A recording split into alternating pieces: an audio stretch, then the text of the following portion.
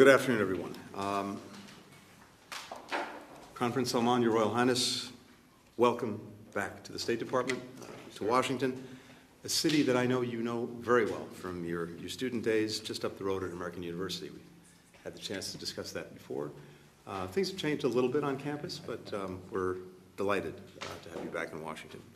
And to the National Security Advisor, Sheikh Nasser, to my friend, the Foreign Minister, Al-Zayani, to the entire delegation from Bahrain, welcome, welcome, welcome. This moment reflects a great deal of hard work from our teams, and I want to applaud as well all of my colleagues on the American side for the work that they put into this. And I believe helps us define the very promising work ahead. As both a major non-NATO ally and a major security partner, Bahrain is already one of the United States' longest-standing and closest partners in the Middle East. In today's meeting, we'll discuss how to deepen our strategic partnership, including through the framework that brings us here today, the Comprehensive Security Integration and Prosperity Agreement. This agreement deepens our cooperation in three very important ways. First, it expands our security and defense collaboration. For more than 25 years, of course, Bahrain has hosted the U.S. Navy's Fifth Fleet, and we stand shoulder to shoulder in our mission to secure critical shipping lanes that sustain the entire global economy. This agreement will strengthen coordination between our armed forces and the integration of our intelligence capacities, allowing us to even better deter and respond to threats as they arise. Second, it enhances our economic relationship. Since 2006, our free trade agreement has more than tripled trade and investment to about $3 billion a year. Today's agreement builds on this, in part by identifying new investment opportunities for the private sector partners in the United States. And third, at a moment when technology holds so much potential to better our lives, this agreement advances scientific and technical cooperation between our countries, including through increased information sharing and exchanges between our people. And already, we're collaborating in areas like health security and digital technology. I think we'll see, with today's signing, all of this become elevated. We'll start the process of working together on renewable energy, on carbon capture technologies, and other cutting-edge endeavors.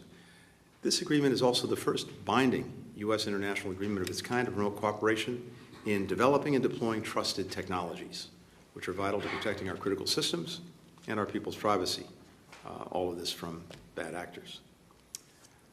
But I think when you step back, at the heart of the agreement is a shared goal, working together to build a region that is more secure, that's more prosperous, and that's more connected to the world economy.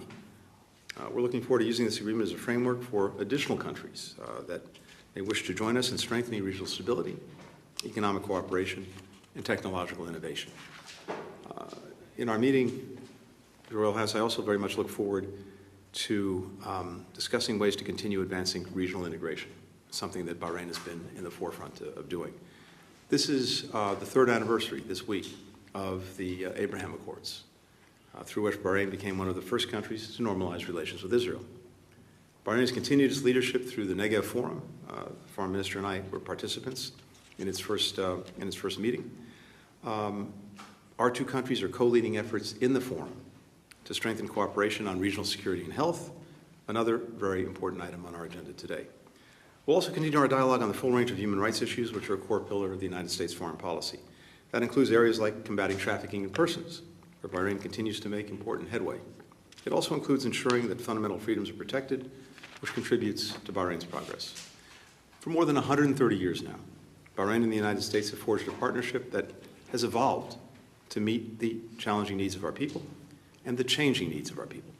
From Americans building a school and hospital in Manama in the early 20th century, to the start of our diplomatic relations more than 5 decades ago, to our troops serving side by side in Operation Desert Storm in the 1990s. Today's agreement that we're about to sign builds on that very proud and important history.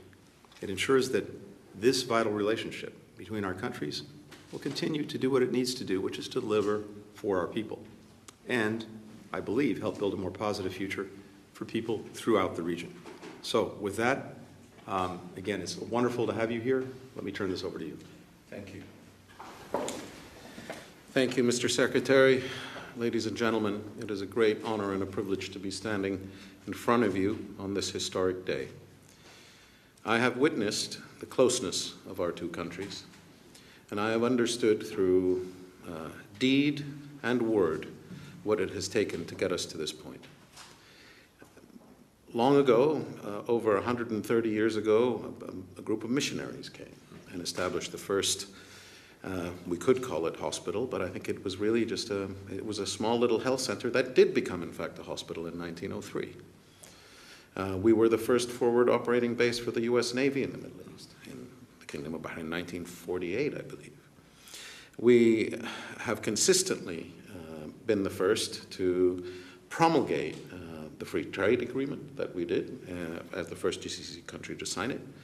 And we are the first country to create the US trade zone that we believe is going to be the foundation of something that we are both so passionately working towards. You articulated exactly what this agreement is about. It is of, I believe, a sense of imperativeness, a need. The world today is faced by a number of choices. People are faced by a number of choices. Either the rise of authoritarianism or the growth of libertarianism. And the international rules-based order that manifested itself in the early 19th century was the foundation for the freedom of trade, of the movement of ideas, of people all over the world. And we're all beneficiaries of that. And those common values, the values of a Bedouin in the desert of Arabia who could pick up his house and move if he didn't like the level of rainfall he had or something, is essentially the freedom to go where one wants to go, to live how one wants to live, and to build a future for one's children that is hopefully brighter than the one that they lived. This agreement, by focusing not only on security and defense, which is essential, but also on the economy, on people, and on technology, will be the foundation for a new global architecture, I believe, as it's open-ended. It's an open agreement. We will be welcoming more members, hopefully, that I think is as significant as the decisions that were taken after many of the global upheavals historically. So we are setting sail confidently. We are reaffirming our direction. And I couldn't be more honored on behalf of His Majesty to be here to sign this agreement on this day with you in Washington, D.C. Thank you, Mr. Secretary.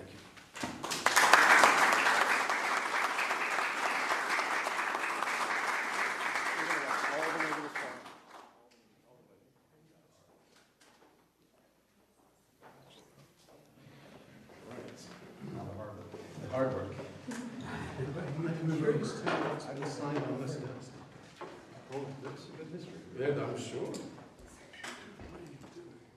Today, the United States and the Kingdom of Bahrain are signing the Comprehensive Security, Integration, and Prosperity Agreement.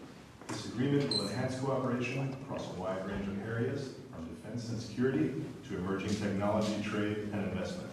It marks the latest development in the United States' enduring commitment to Bahrain and the region in support of peace.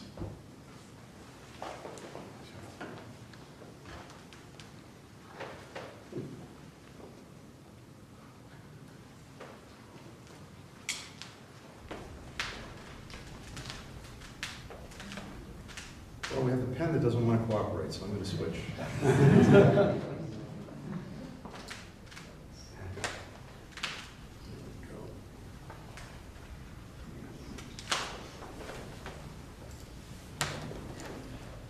That concludes our signing ceremony. One more second. One more.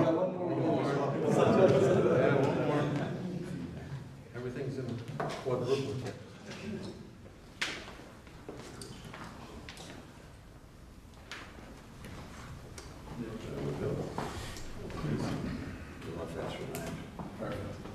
Now it's done.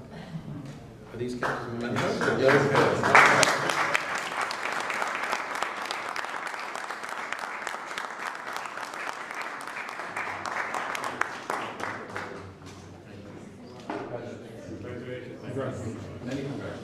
Well done, everyone.